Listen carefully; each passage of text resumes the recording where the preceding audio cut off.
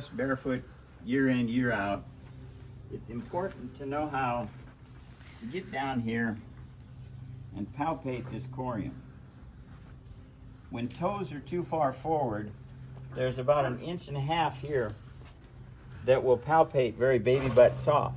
That toes forward, and as he breaks over, he massages this.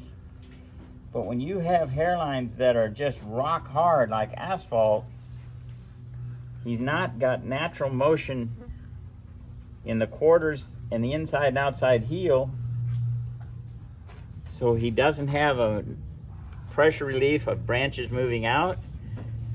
He picks foot up and the branches come back. This horse has got pretty good substance to hoof wall. He's got some softness all the way around. He's not hurting by going barefoot. When you palpate, you got more softness here. You can see that those feet are stretching somewhat forward. So we will show you the critical 1/3 measurement, which will help these barefoot horses get back underneath the bone column in a little better fashion.